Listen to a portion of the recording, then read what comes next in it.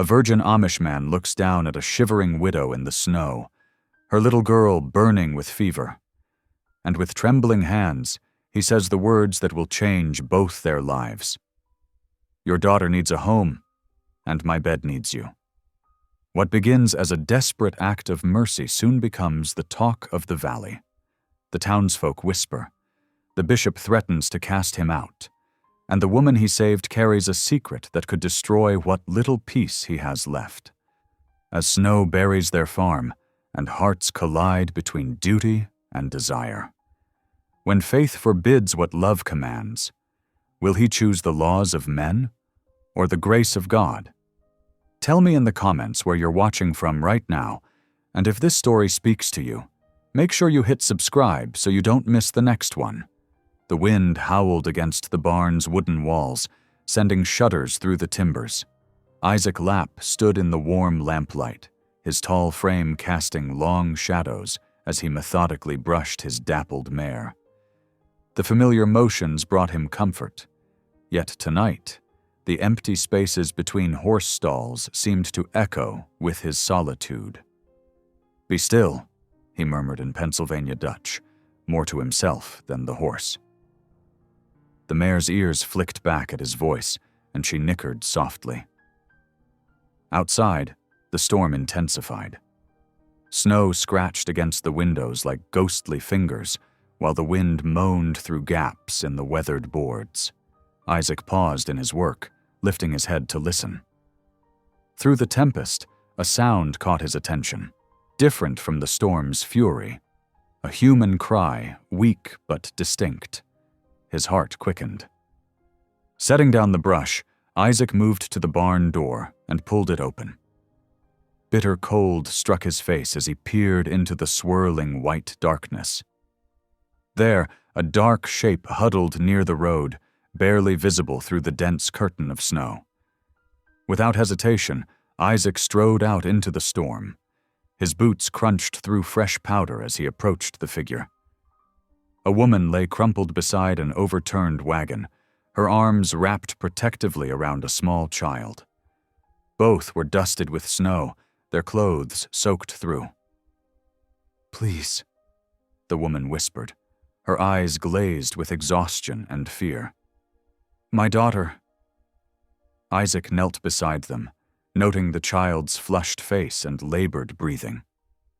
The girl couldn't have been more than 8 years old. Her mother's fingers were blue with cold where they clutched her daughter's coat. "I am Isaac Lapp," he said gently. "Let me help you inside."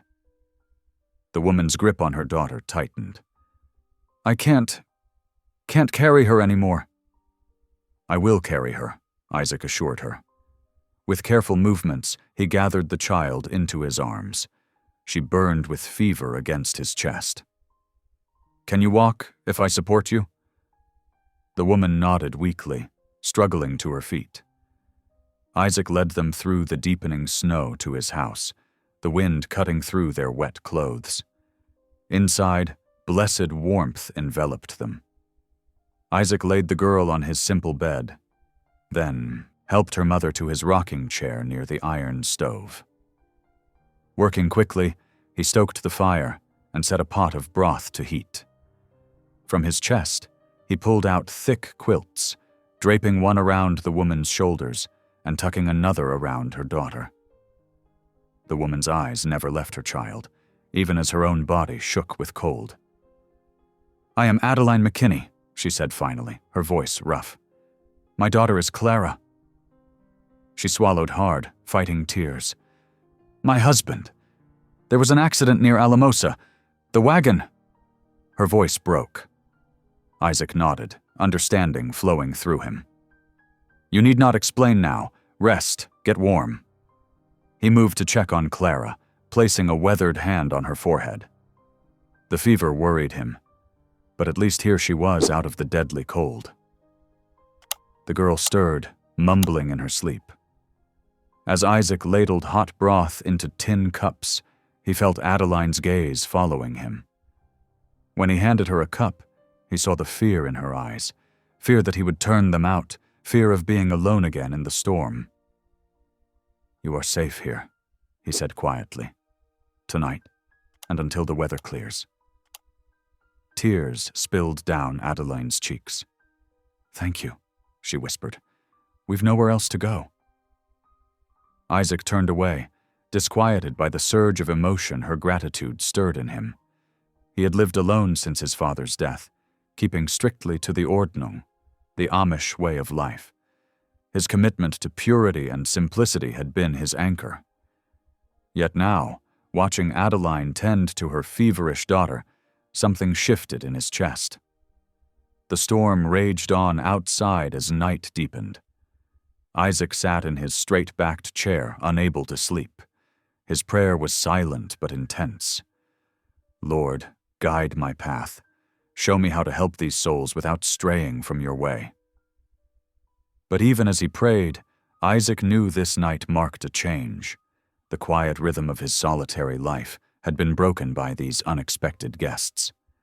In helping them, he felt both unease and a strange sense of rightness, like the first warm breeze of spring stirring winter-frozen fields.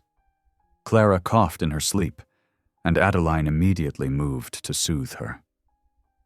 Isaac watched their shadows on the wall, cast by the stove's glow. Mother and daughter, seeking shelter in his home. The sight stirred memories of his own mother's gentle hands, his father's quiet strength. And beneath his careful Amish reserve, something else stirred. A longing he had long denied, a test of faith he had not expected. Dawn crept over the San Luis Valley, painting the snow-covered fields in shades of pearl and gold. The storm had passed, leaving behind a pristine blanket of white that sparkled under the rising sun. Inside Isaac's modest home, morning brought with it both clarity and complications. Adeline stood in the barn doorway, her shoulders squared despite her evident exhaustion. "Please," she insisted, "let me help with the milking. I know my way around a cow." Isaac hesitated, noting the dark circles under her eyes. "You should rest." "Rest won't pay for our keep," she replied firmly, already rolling up her sleeves. Together they worked in the dim barn, the only sounds being the cow's gentle lowing and the rhythmic squirt of milk into the pail. Adeline's movements were practiced and sure, though Isaac could see her hands trembling from weariness. The morning light, filtering through the barn slats, caught the silver threading through her dark hair, reminding him that she carried burdens beyond her years. "I should fetch Preacher Stoltzfus," Isaac said quietly, more to himself than to her. "He will know what's proper." A harsh cough from the house cut through his words. They both froze, listening as Clara's coughing grew more severe. Adeline was already moving, abandoning the milking pail as she rushed back to the house. Isaac followed close behind. Clara lay tangled in quilts, her face flushed with fever. Her coughs rattled deep in her chest, and her breathing came in wheezing gasps that made Isaac's own chest tighten with concern. "She's burning up," Adeline whispered, pressing her palm to her daughter's forehead. Isaac moved with purpose to his herb shelf, selecting dried willow bark. "This will help with the fever," he explained, setting water to boil. His hands worked steadily, but his mind churned with worry. The preacher would have to wait. The child needed care now. As he prepared the tea, he watched Adeline tend to her daughter. She hummed softly, stroking Clara's hair back from her hot forehead. Her own shoulders shook with barely suppressed shivers, her dress still damp from yesterday's snow. "All I want," Adeline said suddenly, her voice rough with emotion, "is to keep her warm. I'm not looking for charity, Mr. Lapp, but my girl—" She trailed off, unable to continue. Isaac knelt beside the bed, offering the willow tea. Something in his chest cracked open at the sight of their suffering. Here was a test of faith indeed, not of his purity, as he'd first thought, but of his humanity. What was the point of keeping his house spotless of sin if it meant turning away those in need? Hours passed as they tended to Clara. Isaac paced, prayed, and wrestled with his conscience until he could bear it no longer. "Mrs. McKinney," he said finally, his voice trembling but determined, "your daughter needs a home." Adeline looked up, wariness crossing her features. Isaac forced himself to continue, though his ears burned with embarrassment. "And my bed needs you, for warmth, not sin." The words came out stiff and awkward, but sincere. Adeline stared at him, her expression flickering between disbelief and something else. Perhaps hope, perhaps desperation. A laugh caught in her throat, only to be transformed into a sob as Clara's coughing filled the room once more. The sound seemed to decide something for her. She straightened her shoulders, looking directly into Isaac's eyes. "For her sake," she whispered, "I will." The wind picked up outside, whistling through the eaves of the house. Isaac sank to his knees beside the bed, his hands clasped tightly. "Lord," he prayed silently, "have mercy on what I've done." But even as he sought forgiveness, he felt a deep certainty that this decision, however unconventional, was right. Clara's breathing had eased somewhat, and Adeline's hand found its way to Isaac's shoulder, resting there light as a snowflake. They remained that way for a long moment, the three of them together, while outside the wind sang of change across the valley's winter-white fields. The morning that had started with such uncertainty had led them to this moment of decision. It wasn't love that had brought them together, nor passion, but something equally powerful, the simple human need for warmth, shelter, and survival. In offering marriage, Isaac had chosen mercy over rigid righteousness, and in accepting, Adeline had chosen trust over fear. As Clara slept more peacefully under the pile of quilts, Isaac rose from his prayers. There would be talk in the community, questions from the preacher, and challenges ahead.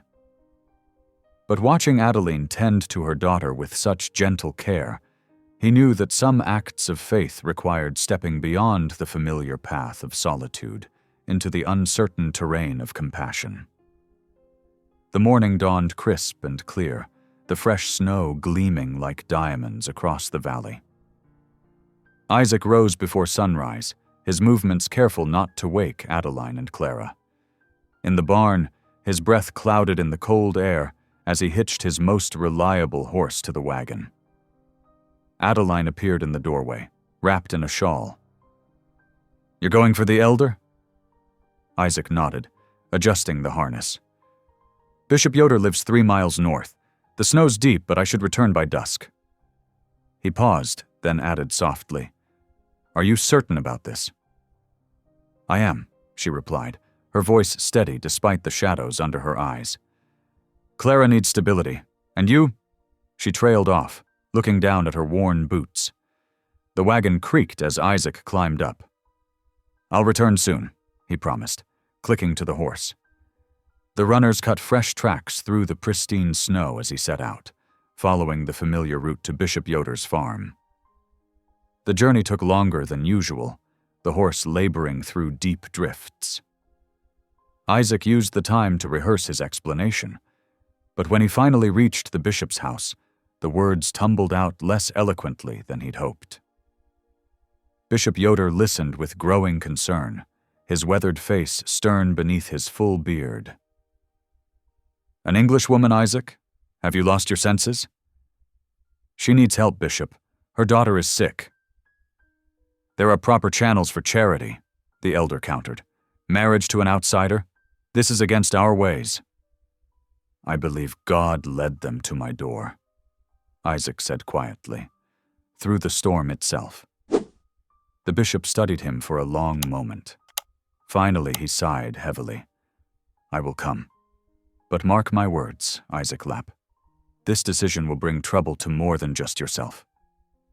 The return journey was silent, tension thick between them. The sun was already setting when they arrived, painting the snow-covered fields in shades of purple and gold. Adeline had swept the cabin floor and laid a fresh cloth on the table.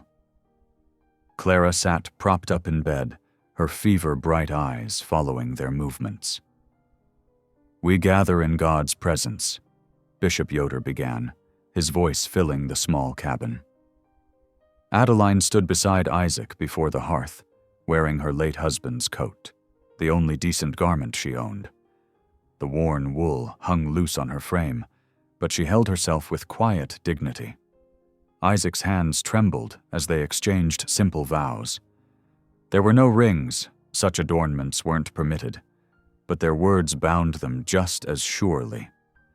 Clara watched from her bed, fighting sleep but smiling whenever her mother glanced her way. When the brief ceremony concluded, Bishop Yoder pulled Isaac aside. "The community won't easily accept this," he warned in low tones. "You've chosen a difficult path, my son."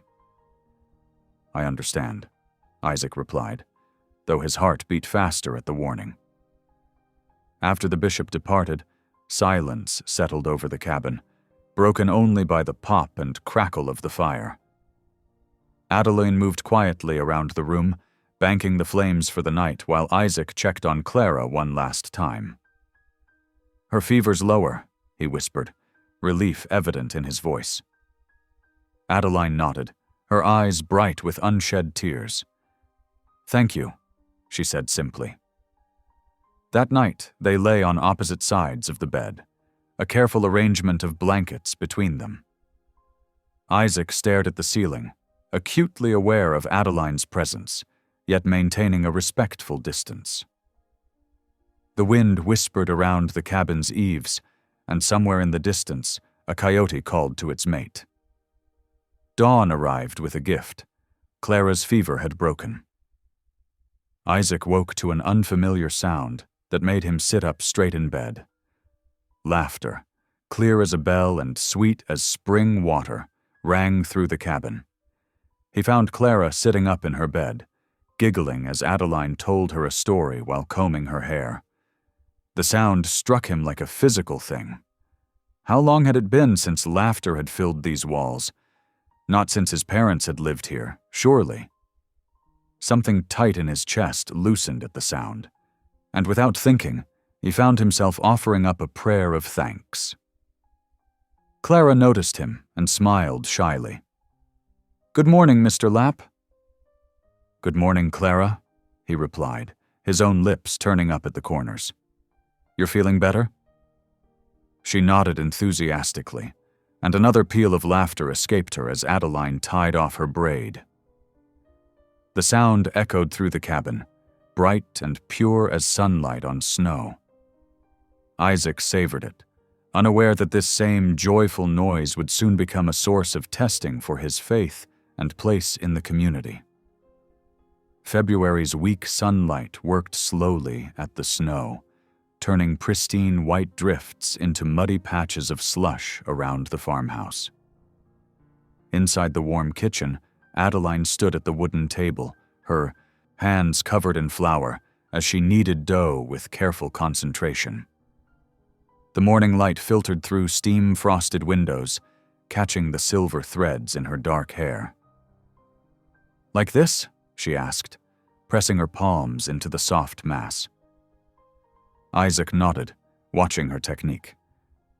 "Yeah, that's right. Now fold it over, just so." His voice was gentle, the way he spoke to nervous colts.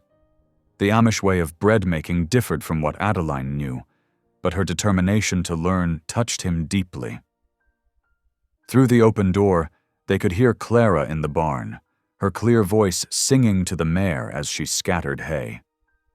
The sound drifted in with the crisp air, making the kitchen feel more alive than it had in years.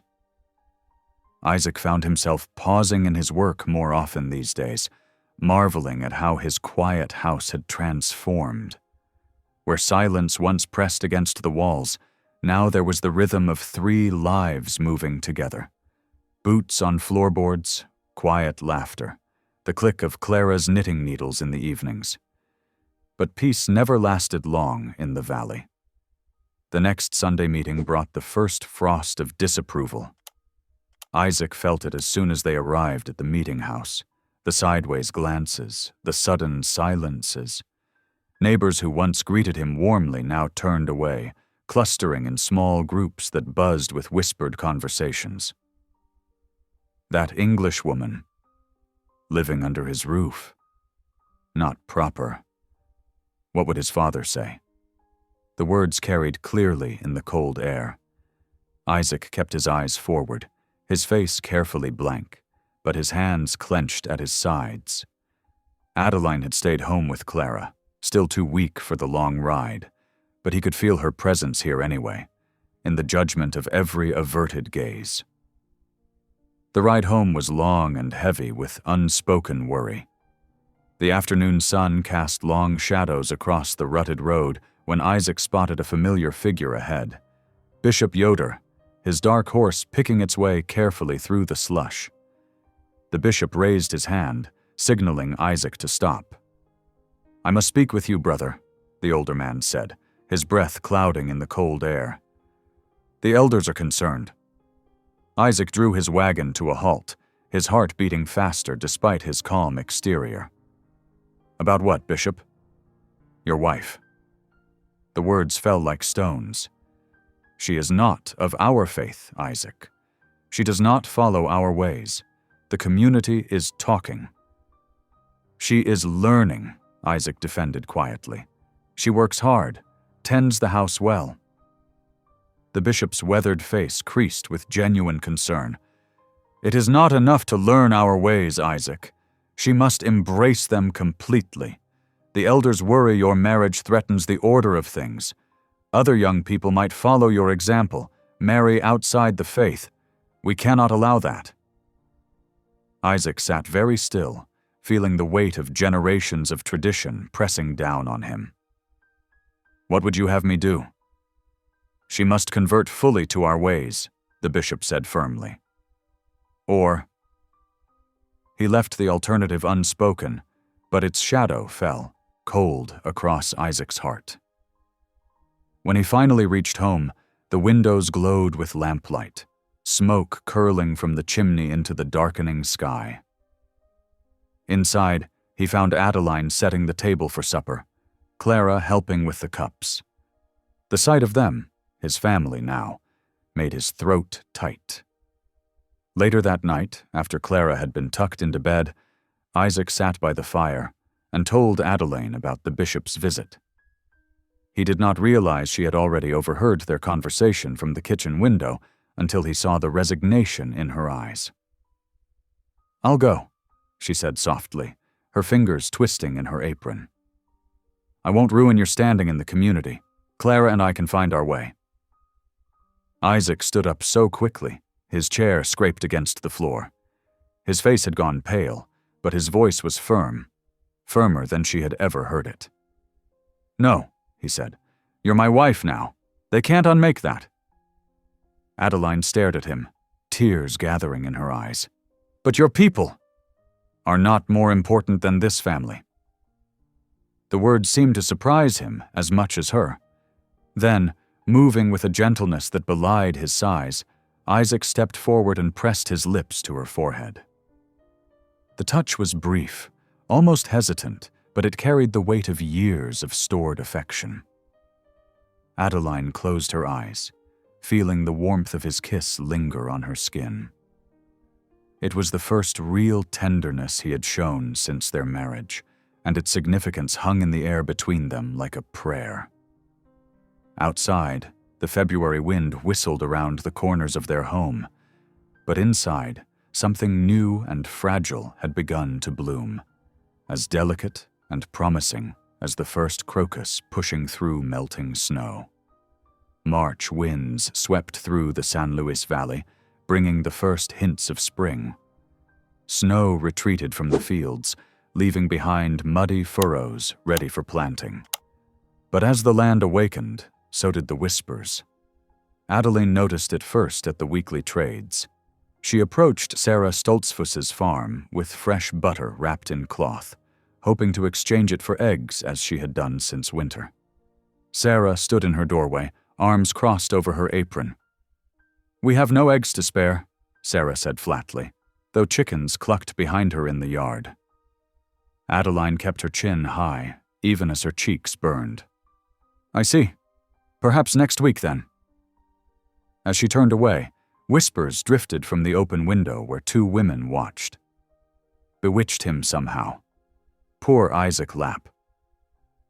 The words followed her home like crows. That evening, she found Isaac in the barn long after his usual chores should have ended. He was methodically brushing down the mare, though her coat already gleamed. "The Stoltzfus family had no eggs today," Adeline said quietly, watching his shoulders tense. "Just like the Yoders had no thread last week, and the Millers suddenly have no milk to sell." Isaac's brush strokes never faltered. "I will ride to town tomorrow for supplies." "You shouldn't have to." Adeline's voice was soft, but carried steel beneath it. "We shouldn't have to." Isaac worked longer hours now, rising before dawn and returning after dusk. He threw himself into physical labor, as if enough sweat might wash away the stares of his community. Sometimes Adeline caught him standing in the doorway, watching other families walk to Sunday meetings without him. Clara's small voice broke through their quiet routine one afternoon. She burst through the door, her face streaked with tears, and ran straight to her mother's arms. "What happened, sweet girl?" Adeline smoothed Clara's hair, her heart clenching at her daughter's sobs. "Mary Beth said," Clara hiccuped, "said I'm only half Amish, and that means I'm half wrong. She said God won't love me proper?" Adeline held her daughter tighter, rocking her gently. "That's not true, Clara. God's love doesn't come in halves." After Clara had calmed and fallen asleep beside the fire, Adeline found Isaac in the barn again. The setting sun painted the wooden beams gold, but her fury burned brighter. "Enough," she said, her quiet voice trembling. "Enough of letting them decide our worth." Isaac set down his tools slowly. "What would you have me do?" "Fight back. Stand up. Something besides hiding in this barn while our daughter cries." "I cannot." His words came out rough, pained. "I made a vow." "To who? To them?" "To my father." Isaac's hands gripped a fence post, knuckles white. "He worked the silver mines before coming here. There was a strike, men angry about wages, about conditions. The other miners wanted everyone to fight, to hurt the mine owners. My father refused." His voice dropped lower. "They beat him, said he was betraying the cause. He never raised a hand against them, just kept saying violence wasn't God's way. He died 3 days later." Adeline's anger drained away, leaving only aching understanding. "Oh, Isaac. His vow of peace.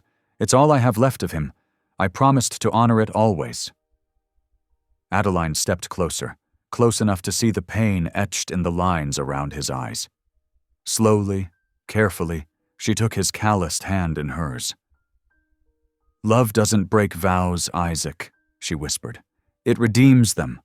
Your father chose peace over violence, but peace isn't the same as silence. Peace isn't letting people hurt your family because you're afraid to speak up."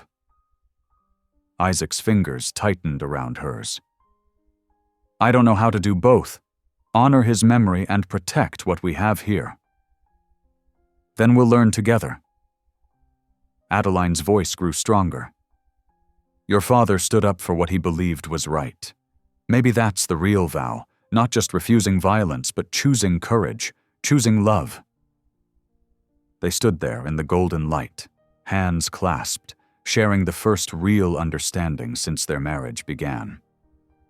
Isaac looked down at their joined fingers, then back to her face. "Together," he repeated softly, like a prayer. Something shifted between them in that moment, a bridge forming across months of careful distance. They were no longer just two people, bound by circumstance and necessity. They were partners, facing the world's cold judgment with shared strength.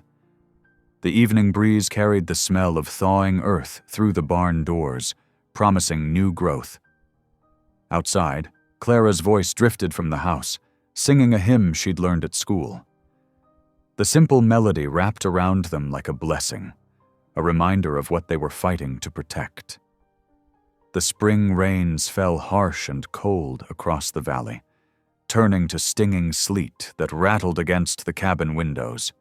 Inside, Adeline pressed a damp cloth to Clara's burning forehead, her heart clenching at each rasping cough that shook her daughter's small frame. The fever had returned 3 days ago, worse than before, and nothing seemed to help. "Mama?" Clara's voice came weak and scratchy. "It hurts." "I know, sweet girl." Adeline smoothed back Clara's sweat-dampened hair. "Try to rest." Through another sleepless night, Adeline kept her vigil. She whispered prayers into the darkness, begging God not to take her child. The kerosene lamp cast dancing shadows as she refreshed the cool cloth again and again. Isaac moved quietly through the cabin, bringing fresh water and willow bark tea, his face drawn with worry. "The doctor in La Veta might help," he said softly as dawn approached. "If we could get word to him." But when their neighbor rode out to fetch the physician, he returned alone. "The mountain pass was treacherous with ice," he reported, and the doctor refused to risk the journey. Adeline's hopes crumbled as Clara's cough deepened, each breath a struggle. Sunday morning arrived with howling winds and sheets of sleet. While other families prepared for meeting, Isaac stood at the window, watching the storm. His shoulders were tense, his expression troubled. Suddenly he turned and grabbed his heavy coat from its peg. "What are you doing?" Adeline asked, though she already knew. "The apothecary in La Veta will have medicine." Isaac's voice was firm as he pulled on his boots. "Strong medicine, not just willow bark." "But it's the Sabbath," Adeline protested, following him to the barn. "The ordnung forbids riding out today. You'll be shunned for certain." Isaac's hands were steady as he lifted the saddle onto his strongest horse. "Then let them shun me." "Please," Adeline caught his arm. "The storm's too dangerous. We'll find another way." Isaac turned to face her, his eyes soft despite his set jaw. "There is no other way, and no law, not even God's law, should keep a father from saving his child." The word father hung in the air between them, weighted with meaning. Isaac had never before claimed Clara so openly as his own. Adeline's fingers slipped from his sleeve as he mounted up. "Be careful," she whispered. "Keep her warm. I'll return as quick as I can." Through the endless hours that followed, Adeline divided her attention between Clara's labored breathing and the window, straining to see through the icy deluge. She heated broth, coaxed Clara to sip water, and prayed without ceasing. The day stretched into evening, then deep night. Just after midnight, hoofbeats approached through the storm. Adeline rushed to throw open the door, holding up the lamp. Isaac nearly fell from the saddle, his clothes frozen stiff, but his hand clutched a small glass vial. "Inside," Adeline ordered, helping him stumble to the stove. She took the medicine while Isaac shivered violently, his lips blue with cold. Working quickly, she measured the dark liquid into a spoon for Clara, then turned her attention to Isaac. "You're frozen through," she scolded gently, helping him out of his ice-crusted coat. She wrapped him in quilts and pressed a cup of hot coffee into his trembling hands. "What you did today was right," Isaac finished, his voice hoarse. "Rules exist to serve love, not prevent it." Adeline's hand stilled on the quilt. In the flickering lamplight, she studied his face, no longer the rigid, rule-bound man who'd taken them in months ago. Here was someone who'd risked everything, his standing, his safety, perhaps his soul as he understood it, all for love of a child who wasn't his by blood. Through the night, they watched together as Clara's breathing slowly eased. The medicine worked its way through her system, breaking the fever's hold. As dawn approached, her cough softened, and she fell into peaceful sleep for the first time in days. The storm cleared with the sunrise, leaving the world sparkling with ice. Adeline moved to bank the fire and felt Isaac's fingers brush against hers as he handed her another log. The touch sent warmth through her that had nothing to do with the stove's heat. Their eyes met in the gentle morning light, and Adeline saw in Isaac's face not just the stern obedience of his faith, but something braver, the courage to choose love over law, mercy over judgment. Outside, the first clear sky in weeks painted the snow-covered valley in shades of gold and rose, as if God himself was blessing their small family's victory over the long, dark night. 3 days after Isaac's Sabbath ride, Bishop Jacob Yoder's buggy appeared on the horizon. The steady clip-clop of hooves grew louder as it approached the farmhouse, and Adeline's stomach knotted with dread. She watched from the kitchen window as the bishop's tall form descended, his stern face set like flint beneath his broad-brimmed hat. Isaac met him at the door, standing straight and calm, despite the thunder in the bishop's expression. "Bishop Yoder," he greeted softly, "you have broken the ordnung." The bishop's words cut through the morning air. Riding out on the Lord's Day, and for English medicine no less, the community is shocked, Isaac, shocked and dismayed. Adeline moved closer to the door, her heart pounding as she listened. Clara sat at the table behind her, quietly spooning her breakfast porridge. "My daughter was dying," Isaac replied, his voice steady but gentle. "I could not stand idle." The bishop's face darkened at the word daughter. "She is not your blood, and this woman," he gestured towards the house, "has led you from our ways. The council met yesterday. Until you show true repentance, you are barred from communal meals." Adeline's hands clenched into fists as she watched several other men approach from their buggies. These were Isaac's neighbors, men who had shared his table and called him brother. One by one, they turned their backs to him. The shunning begun. Isaac stood motionless in the yard, his shoulders straight but his face pale as chalk. He did not speak as the bishop delivered his final warning about the path to restoration through public confession and renewed submission to the ordnung. When the last buggy disappeared down the dirt road, Isaac remained in the yard for a long moment. Adeline wanted to go to him, but sensed he needed this time alone. Finally, he turned and came inside, his steps heavy, but his eyes clear. That evening, after the chores were done and supper cleared away, Adeline lit the lamp and reached for the worn Bible on the shelf. Clara curled up in the rocking chair by the fire, her breathing easy and clear now, thanks to the forbidden medicine. "Would you like to hear some psalms?" Adeline asked, noting how Isaac's eyes followed her movements. He nodded, settling into his chair. She opened to the familiar pages and began to read, her voice trembling slightly at first but growing stronger. "The Lord is my shepherd, I shall not want. He maketh me to lie down in green pastures." The lamp's warm glow filled their small home as the ancient words of comfort washed over them. Clara's eyes grew heavy, and soon her gentle breathing indicated sleep. Still, Adeline read on, her voice soft in the quiet room. When she finally closed the book, Isaac spoke into the silence. "I have never known such peace," he admitted, his voice rough with emotion, "as hearing you read those words." He paused, struggling. "In all my years of strict observance, of perfect obedience, I never felt God's presence as strongly as I do now, with you and Clara here." Adeline's heart quickened at his words. She set the Bible aside, watching his face in the lamplight. "I must confess something," Isaac continued, his hands gripping his knees. "I feel affection growing. For you, for Clara, more than duty or charity demands." His voice dropped to a whisper. "If that is sin, I ask your forgiveness, and God's."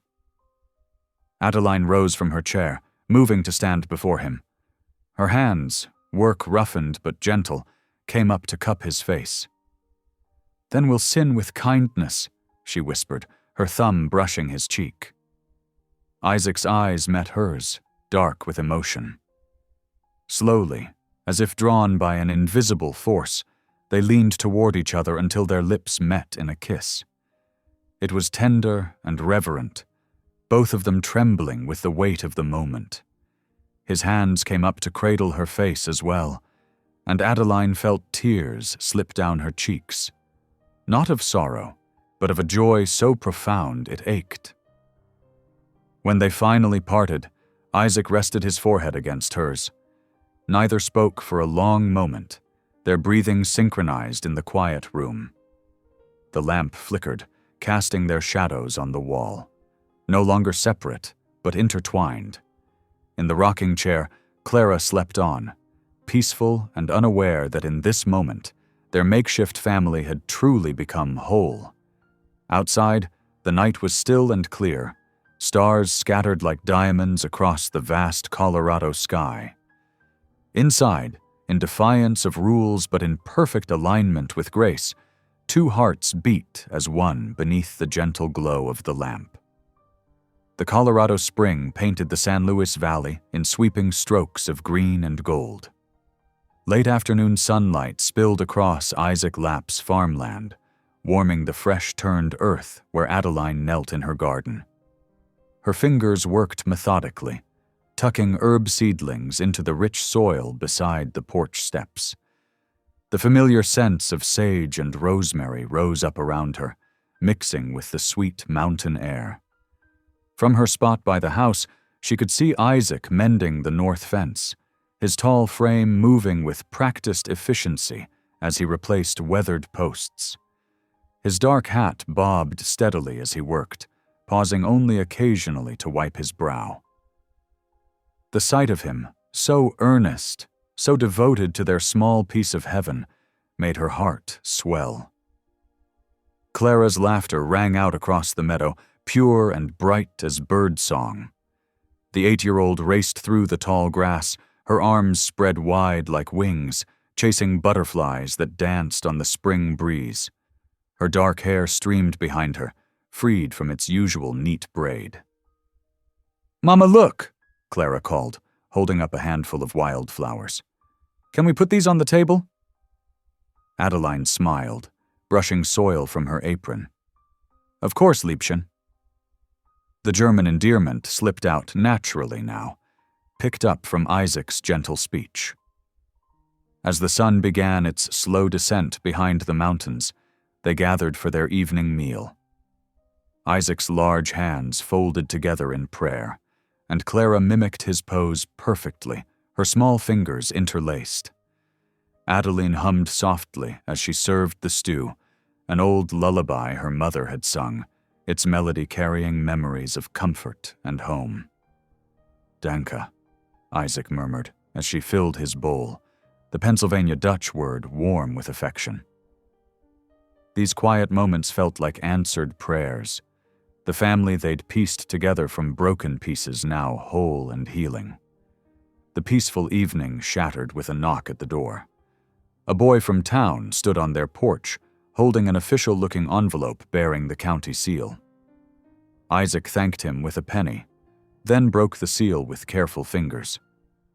Adeline watched his face as he read, noting how the color drained from his cheeks. "What is it?" she asked, her spoon frozen halfway to her lips. "A claim," Isaac said slowly, his voice tight. "Someone named Ephraim Carter says I owe him money for a loan, says I'm defaulting on payments." He looked up, confusion clear in his eyes. "I've never borrowed money from any Carter." The name hit Adeline like a physical blow. Her spoon clattered against her bowl, making Clara jump.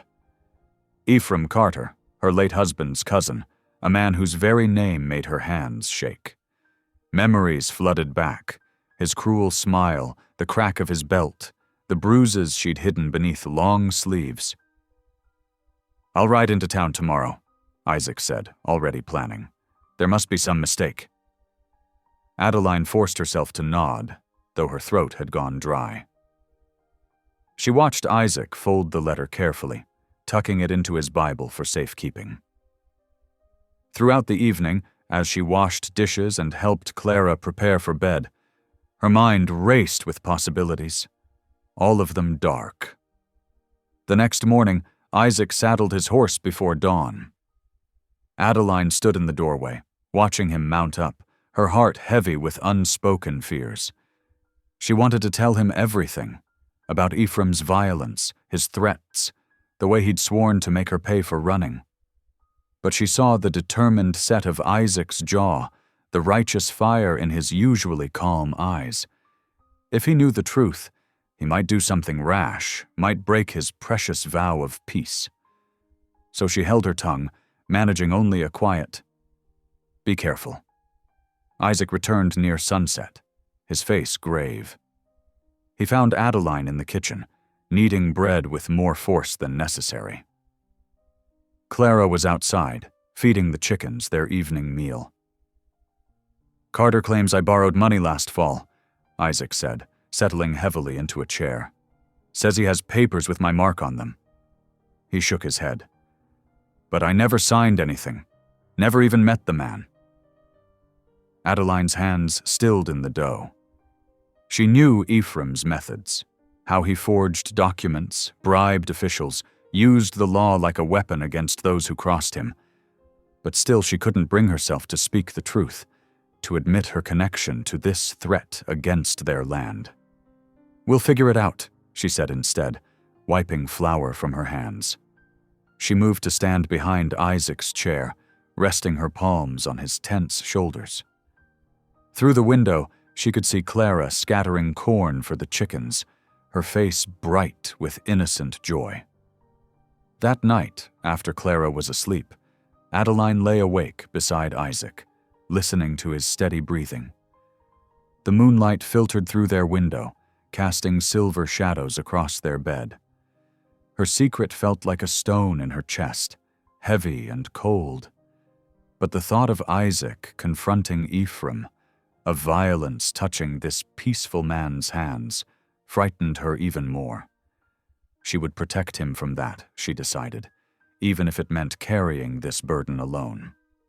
A week crept past like molasses on a cold plate. Each morning brought fresh worry lines to Adeline's face as she watched Isaac pore over his account books, searching for answers that weren't there. She knew where those answers lay, in the county clerk's office, in papers signed with forged marks and sealed with dirty money. On Wednesday morning, Adeline bundled Clara up and walked her to Sarah Miller's house, a kind neighbor who hadn't turned her back when the others did. "Just some errands in town," she explained, forcing a smile. Clara waved goodbye, already distracted by Sarah's promised lesson in making apple butter. The ride into town felt longer than usual, each hoof beat matching Adeline's thundering heart. The courthouse stood tall and imposing, its red brick walls holding secrets she dreaded uncovering. Inside, the clerk's office smelled of dust and old paper, making her nose itch as she waited for Mr. Peterson to find the right files. "Here we are," he said finally, laying out several documents. "Loan agreement, dated last October, witnessed by Thomas Reed." He adjusted his spectacles. "Everything appears to be in order." But Adeline knew Thomas Reed, a drunkard who'd do anything for whiskey money. Her fingers trembled as she examined the papers, noting Isaac's signature. The mark was close, but not quite right. She'd seen his careful hand enough times now to spot the difference. "May I?" she asked, pointing to a reference book of property records. Mr. Peterson nodded, turning back to his own work. For the next hour, she traced the web of lies Ephraim Carter had woven, each discovery making her stomach twist tighter. The sun was lowering when she finally stepped outside, clutching her shawl against the spring chill. She'd made it halfway to her wagon when heavy boots scuffed the dirt behind her. "Mrs. Lapp." The voice was smooth as snake oil. She turned to find Carter's foreman, Jake Mills, leaning against a hitching post. His smile didn't reach his eyes. "Fancy meeting you here?" "I was just leaving," Adeline said, lifting her chin despite her racing pulse. Mills pushed off the post, taking a lazy step closer. "Mr. Carter thought you might come sniffing around. Wanted me to give you a friendly reminder." He glanced at the courthouse, then back at her. "Lots of interesting stories in those records. About your first marriage. About why you really ran." The threat hung in the air between them, heavy as storm clouds. "Tell your husband to sell," Mills continued, "before those stories start spreading. Shame if folks learned what kind of woman that quiet Amish fellow really married." Adeline's hands shook as she climbed into her wagon, Mills' words echoing in her ears all the way home. She found Isaac and Clara already at the supper table, waiting. Clara chattered about her day making apple butter, but Adeline barely heard, pushing food around her plate. "You're awful quiet," Isaac said later, as they cleared the dishes. His gentle concern nearly broke her. "Just tired," she managed, avoiding his eyes. The evening dragged on in weighted silence until Clara's bedtime prayers were said and her soft snores filled the small bedroom. Adeline stood at the kitchen window, watching darkness settle over their land. Behind her, Isaac's chair creaked as he rose from his Bible reading. "Something's troubling you," he said softly. "Has been all week." The dam finally broke. Tears spilled down Adeline's cheeks as she turned to face him. "I have to tell you something. About Ephraim Carter. About who he really is." The words poured out like a flood. Her first marriage to Carter's cousin, the beatings she'd endured, Ephraim's own cruel hand raised against her more than once. The forged documents, the bribed witness, the threats to expose her past. Through it all, Isaac stood rigid, his face growing darker with each revelation. When she finished, his hands gripped the table edge so hard his knuckles showed white. A muscle twitched in his jaw as he fought for control. Without a word, he strode outside, letting the door bang shut behind him. Through the window, Adeline watched him pace the yard, his shoulders heaving. Finally, he dropped to his knees in the dirt, fists clenched so tight blood seeped between his fingers where his nails cut flesh. "Lord," she heard him whisper, his voice raw with emotion, "keep my hands clean. Keep my hands clean." The night air was cool as Adeline crossed to the barn. She found Isaac trembling in the shadows, the sweet smell of hay surrounding them. Without speaking, she knelt beside him, drawing his head to her shoulder.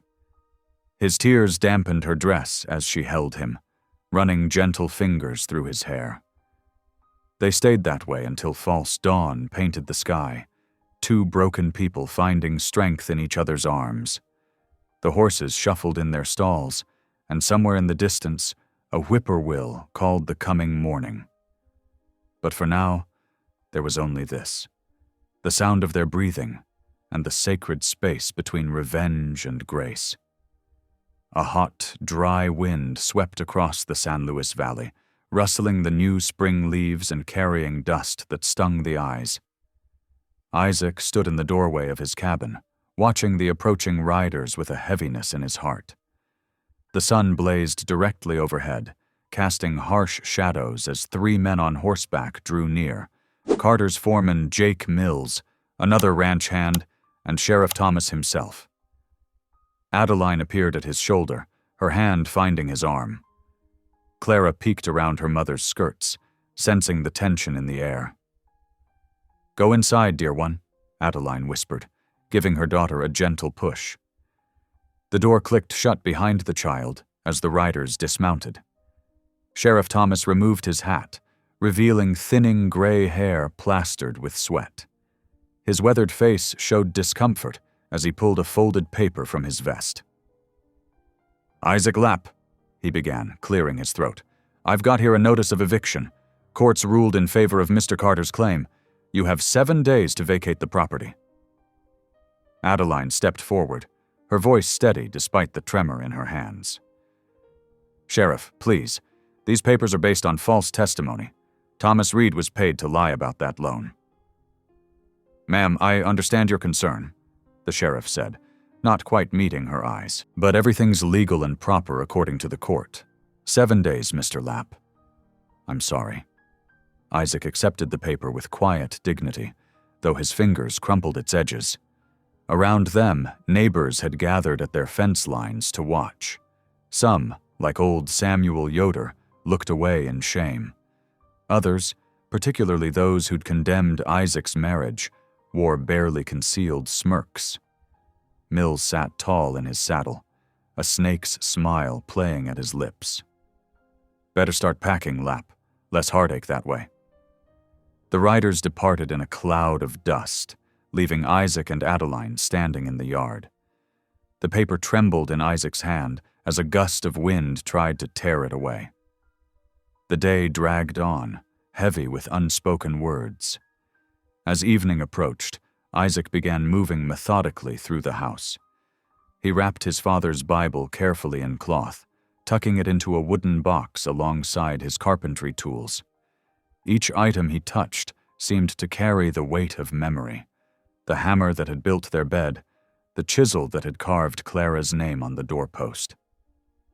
Adeline watched from the kitchen, her frustration building with each object he packed. Finally, she could hold her tongue no longer. "So that's it? You're just giving up?" Isaac paused, a plane held halfway to the box. "The court has ruled. Perhaps this is God's will." "God's will?" Adeline's voice rose sharply. "Was it God's will when Carter's cousin beat me? When Ephraim himself raised his hand to me? We can fight this through the law. Mr. Peterson at the clerk's office, he knows something's not right with those papers. We could petition the territorial court." "And spend money we don't have?" Isaac set the plane down with careful control. "Pride goeth before destruction, Adeline. Sometimes the Lord asks us to humble ourselves." "Don't quote scripture at me like I'm a child." Thunder rumbled in the distance as Adeline's temper flared. "You're hiding behind your faith instead of standing up for what's right. Your father's vow of peace doesn't mean lying down while evil men steal everything you've built." Isaac's face flushed red. "You speak of faith, but you trust more in man's justice than God's providence. Where is your belief that he will provide?" "He provided you with a mind to think and hands to work," Adeline shot back. "What good is faith without works?" Their words hung in the air like smoke as lightning flickered across the valley. Clara whimpered from her bedroom, and both parents fell silent, shamefaced at their raised voices. The storm rolled closer, bringing with it wind that rattled the windows. Neither spoke as they moved through their evening tasks, feeding the animals, securing the barn doors, bringing in the wash before rain could soak it. By midnight, the storm broke over them in earnest. Thunder cracked like judgment, shaking the cabin's walls. A brilliant flash of lightning split the sky, and with it came a deafening snap from the yard. The old cottonwood tree that had stood sentinel by their gate for decades had been struck, its trunk split and smoking in the rain. The flash illuminated their faces as they stood at the window, Isaac's drawn with worry, Adeline's tight with determination. Though feet apart, something deeper than distance separated them. Yet as thunder rolled again, Clara crept from her room and wedged herself between them, seeking comfort. Without thinking, they both reached to hold her, their hands meeting over her shoulders. They stood together, watching rain lash the windows, their argument suspended but unresolved. The broken tree smoldered in the yard, a testament to nature's power to destroy what man had thought permanent. But its roots still held firm in the earth, as stubborn as the bond between three people who had found each other in winter's storm, now facing summer's tempest together. Dawn painted the sky in shades of amber and rose as Isaac guided his horse down the rutted road toward town. His heart thundered against his ribs, though his face remained calm. The morning air carried the scent of sage and dust, mingling with the leather of his saddle and the sweat of his mount. Main Street stirred to life as shopkeepers swept their boardwalks and wagons creaked past with early deliveries. Isaac dismounted outside Carter's office, a well-maintained building with freshly painted trim that seemed to mock the honest wear of surrounding structures. Through the window, he spotted Ephraim Carter at his desk, boots propped up as he counted bills. Isaac's knock was firm but measured. When Carter looked up, a smile spread across his face like oil on water. "Well, if it ain't the Amish man himself," Carter drawled, reaching for his tobacco pouch. He bit off a chunk and spat a brown stream into a brass spittoon. "Come to beg for more time?" Isaac stood straight, his hands clasped before him. "I came to appeal to thy conscience. That land has been in my care for 8 years. I have improved it, tended it." "Improved it?" Carter's laugh held no warmth. "That's exactly why I want it. Good water rights, fertile soil." He leaned forward, tobacco juice staining his teeth. "Your English wife won't save you now, though I reckon she might find better prospects once you're gone." Isaac's right hand drifted toward the axe handle at his belt, fingers twitching. The weight of it felt like his father's death all over again, the memory of violence that had stolen everything. Carter's eyes followed the movement, his smile widening. "Going to strike me, plain man? Show everyone what your precious piece is worth?" The moment stretched taut as a fiddle string. Then Isaac's hand fell away. Without another word, he turned and walked out, each step heavy with the cost of restraint. Behind him, Carter's laughter echoed off the glass. The ride home seemed longer, the sun climbing higher to burn away the morning's peace. As he crested the final rise, smoke stained the horizon.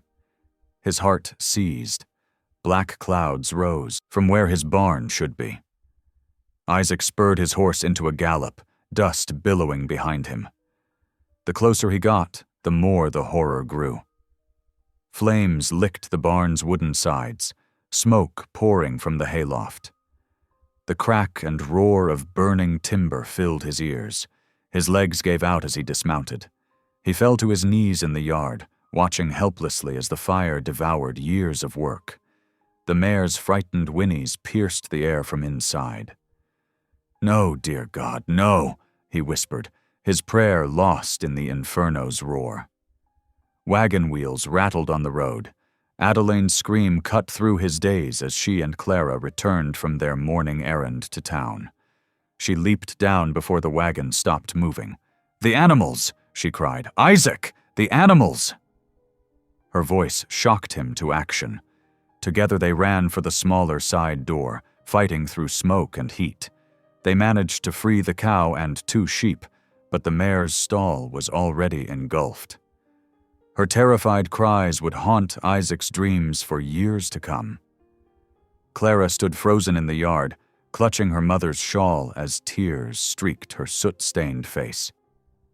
The harvest stores in the loft, grain, hay, dried vegetables that would have fed them through winter, all turned to ash before their eyes.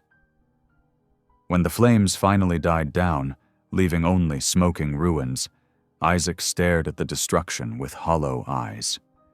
The mare's death, the loss of their winter stores, the blackened beams that had once held their future, it all felt like judgment.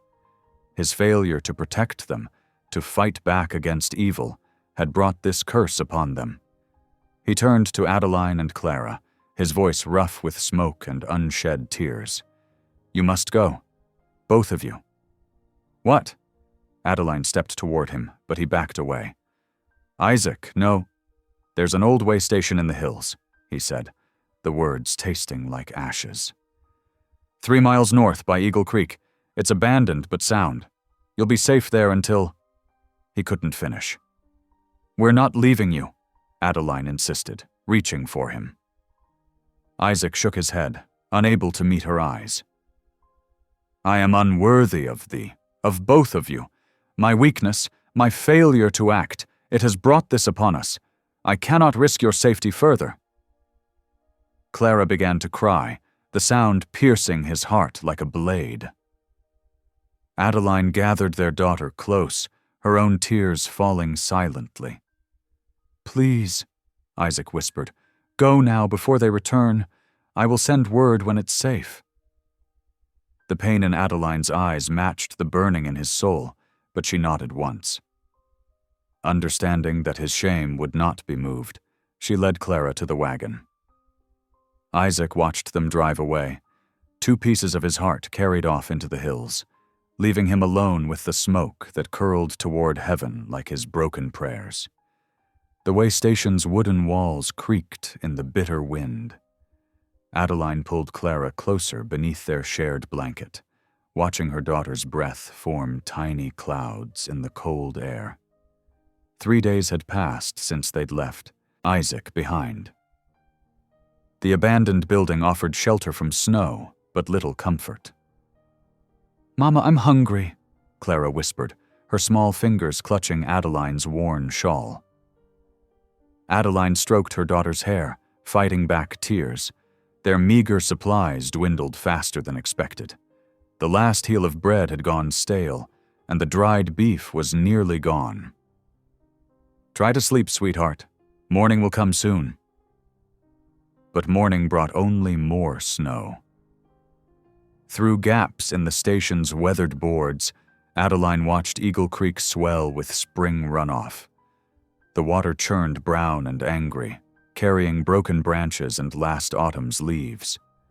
No one could cross that torrent now. At midday, while Clara napped, Adeline found a scrap of paper and a stubby pencil in her pocket.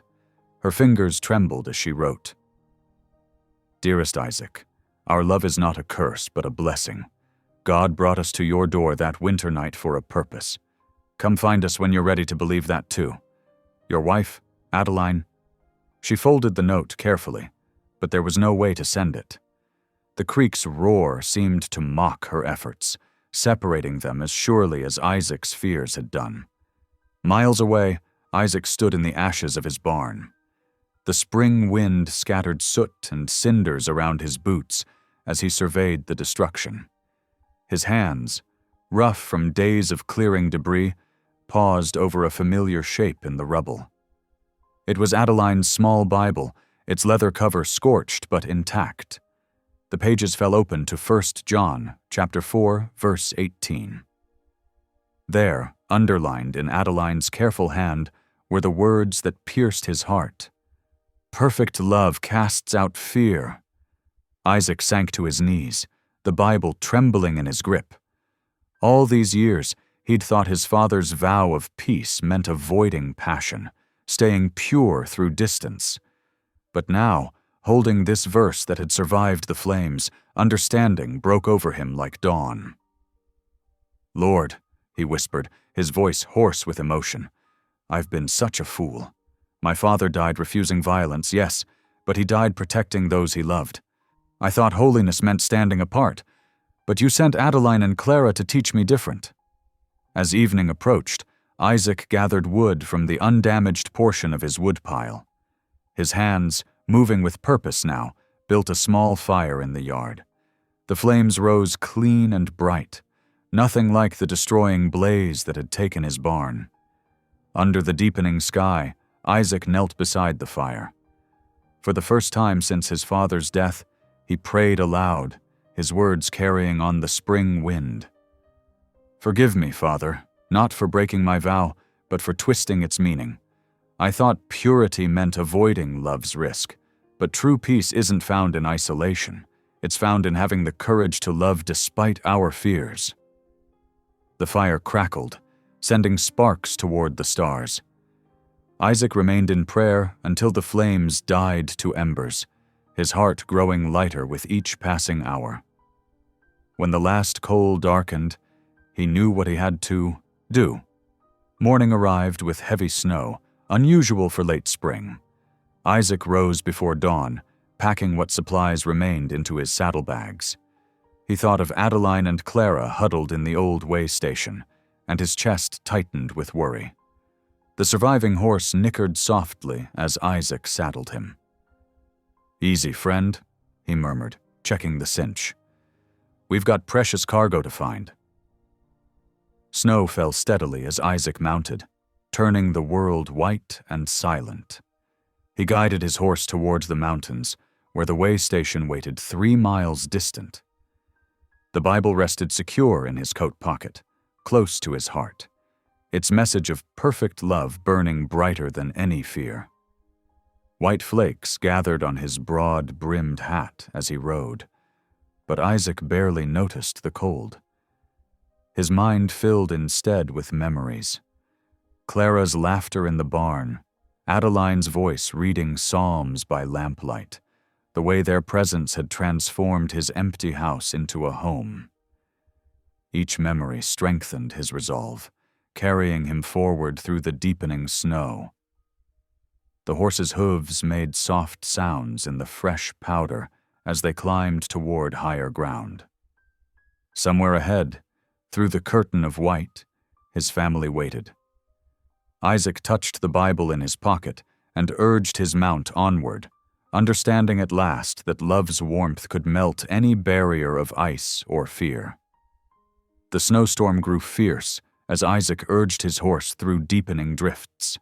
Wind howled across the mountain path, but memory guided him forward. Adeline's smile, Clara's laugh, the warmth they'd brought to his once empty life.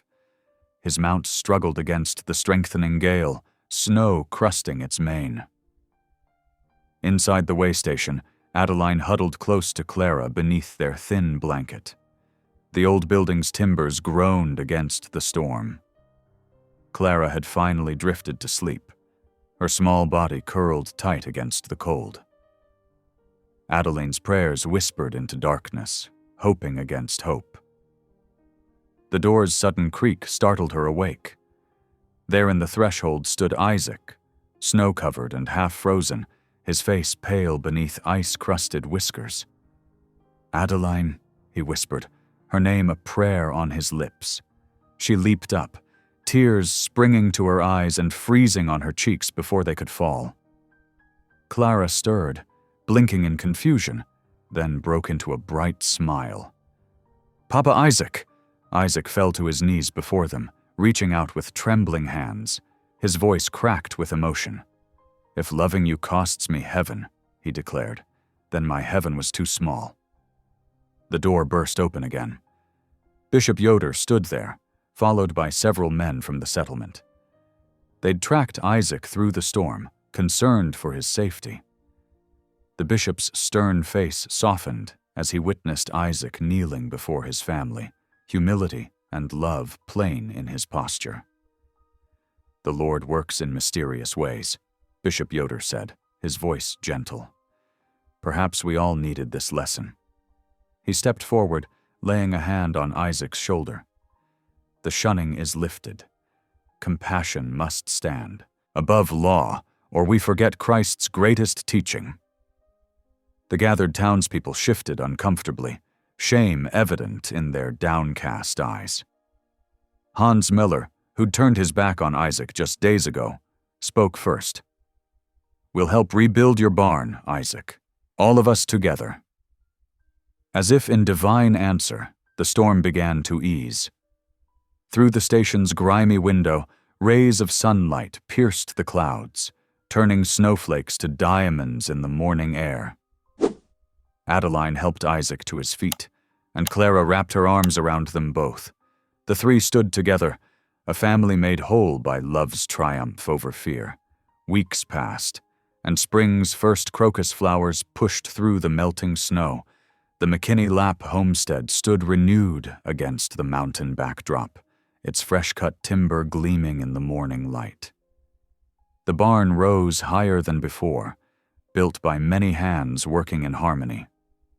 Wagons rolled up the muddy path, bringing more neighbors with lumber and tools. Some carried baskets of fresh eggs and preserves, peace offerings to replace what they'd once withheld. Inside the cabin, Adeline moved with quiet grace, her new plain bonnet marking her choice to embrace parts of the Amish way. The scent of fresh-baked bread filled the warm air as she pulled golden loaves from the wood stove. Through the window, Clara's laughter rang clear as she chased a wobbly spring lamb across the yard. Her cheeks glowed with health, all trace of winter illness gone. "Come back, little one," she called, her dark braids flying behind her. As sunset painted the valley in amber light, Isaac drove the last nail into the porch boards. His shoulders ached from honest work, but satisfaction filled his heart. Inside, he found his family gathered around the supper table, steam rising from bowls of hearty stew. They shared the meal amid easy conversation and gentle teasing. A family whole and healing. Clara told stories from school, no longer afraid of being different.